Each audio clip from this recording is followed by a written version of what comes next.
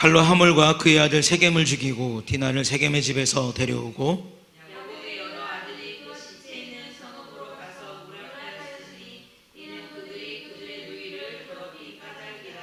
그들의 양과 소와 나귀와 그 성읍에 있는 모든 것과 들에 있는 것과 그들의 모든 재물을 빼앗으며 그들의 자녀와 그들의 아내들을 사로잡고 집 속의 물건을 다 노략한지라. 야곱이 시므온과 레위에게 이르되 너희가 내게 화를 끼쳐 나로 하여금 이 땅의 주민 곧 가나안 족속과 브리스 족속에게 악취를 내게 하였도다. 나는 수가 적은즉 그들이 모여 나를 치고 나를 죽이리니 그러면 나와 내 집이 멸망하리라. 그들이 이르되 그가 우리 누이를 처녀같이 대우함이 옳으니까. 아멘. 오늘 말씀을 보면 이 두 가지 꿍꿍이가 서로 부딪히는 그런 장면이 나옵니다.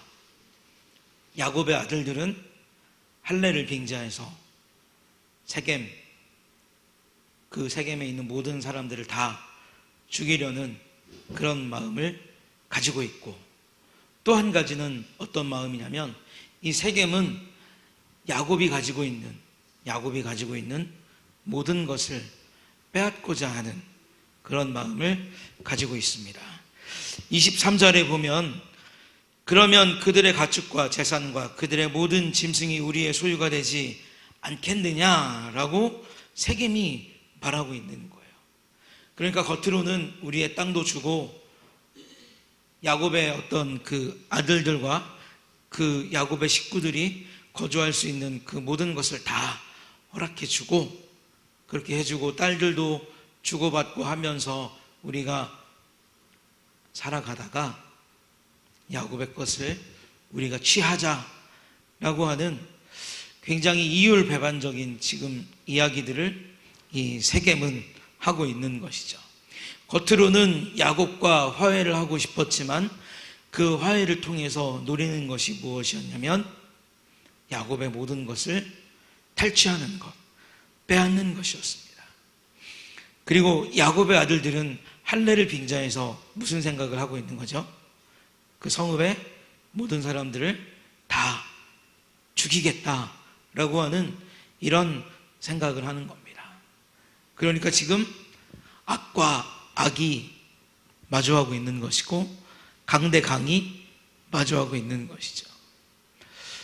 여기에 보면 이 줄거리의 흐름을 딱 우리가 보면 야곱도 그 아들들의 생각을 미처 캐치하지 못했어요.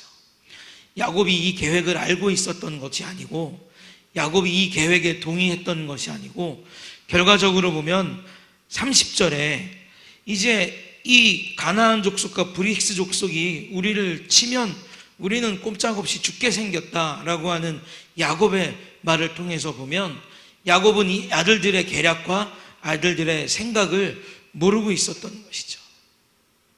세겜의 제안을 들은 야곱의 아들들은 정말로 처절하고 완벽한 몫을 하고자 막 마음에 끌어올랐죠. 어떻게 하면 우리가 복수할 수 있을까? 어떻게 하면 우리가 우리 가문의 어떤 이름을 다시 되찾을 수 있을까? 이런 복수하는 마음을 가득 품고 있었습니다. 가득 품고 있었지만 어쨌든 세겜과 대항에서는 그러니까 1대1로 붙어서는 세겜을 이길 수 있는 방법이 없었기 때문에 할례를 끌어들이는 거죠. 우리는 하나님과 언약을 맺은 언약 백성이다. 너희도 우리처럼 할례를 맺으면 즉 언약의 백성이 되면 우리가 너희와 결혼하고 너희와 교류하면서 한 민족으로 살 수 있을 것이다. 이렇게 이야기를 하죠. 결과적으로 할례를 통해서 한 민족이 되려는 의도는 애초부터 없었다는 겁니다. 하나님께서 거룩하게 명하신 할례를 끄집어 와서 무엇을 채우는 거냐면 자신들이 하고자 하는 그 복수의 욕구를 채우려고 하는 그러한 생각을 야곱의 아들들이 하고 있는 것이죠. 그러니까 이 과정을 통해서 제가 앞에서 말씀드렸던 전제 강대강이 만나고 있는 것이고 악과 악이 만나고 있는 거예요. 그런데 세겜은 어차피 이방 족속이고 세겜은 어차피 하나님을 모르기 때문에 그럴 수 있다고 쳐요. 이렇게 더러운 꿍꿍이를 가지고 있고 이렇게 야곱의 어떤 세력을 다 흡수하려는 그런 세력을 흡수하려는 생각을 가질 수 있다고 그렇게 우리가 치부한다 할지라도 야곱과 그의 아들들은 누구의 백성입니까? 하나님의 백성이에요. 그러면 물론 복수하고자 하는 마음이 전혀 없을 수는 없습니다. 복수하고자 하는 마음이 요만큼도 없을 수는 없어요. 그러나 그러한 마음을 어떻게 써야 돼요? 억누르고 하나님 앞에서 이성적으로 이 일을 해결해 나갈 수 있는, 하나님의 도움을 가지고 이 일을 풀어갈 수 있는 실마리를 마련하고자 발버둥 쳤어야 되는 게 누구냐면 야곱과 그 아들들이었다는 겁니다.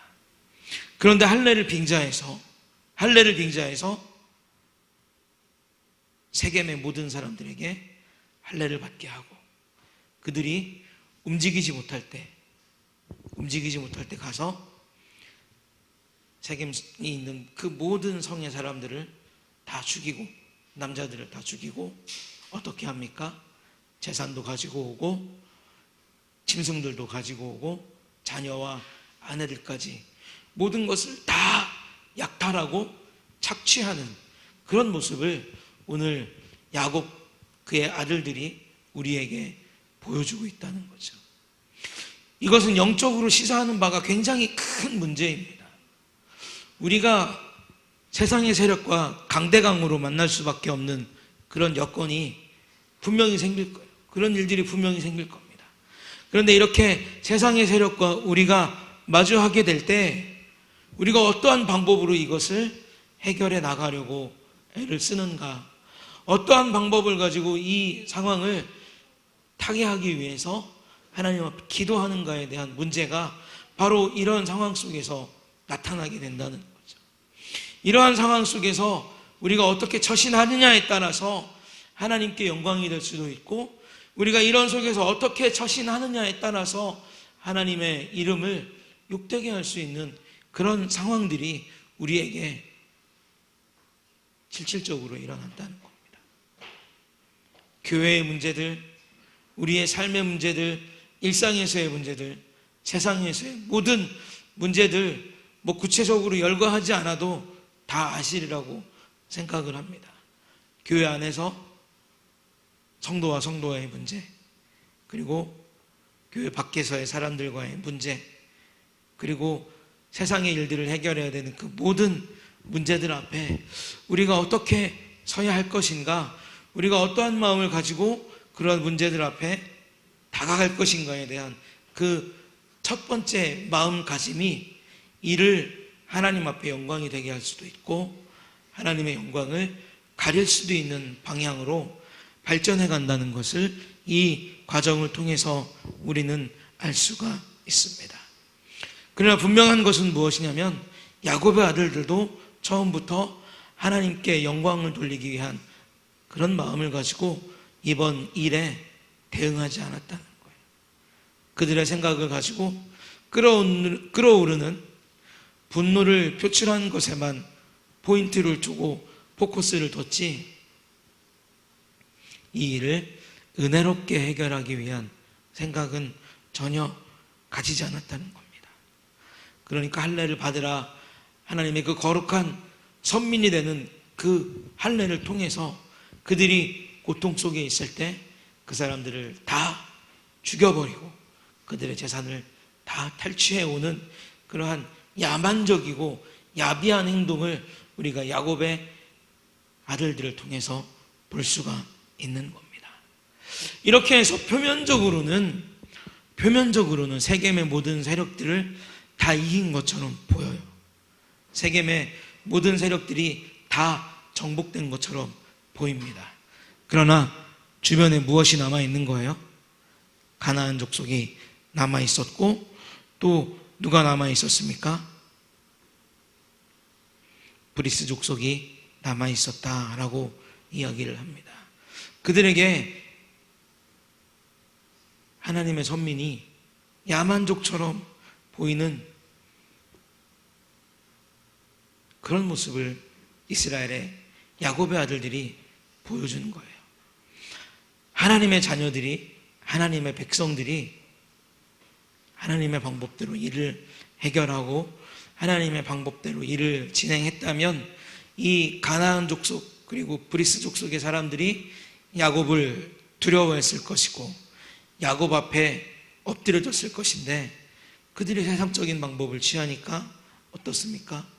야곱에게 두려운 존재가 되었고 야곱에게 무서운 존재로 다가오는 그런 세력으로 보이게 되었다는 것이죠. 그리고 마지막 31절을 보면 그들이 이르되, 아들들이 이제 야곱에게 이야기하는 겁니다.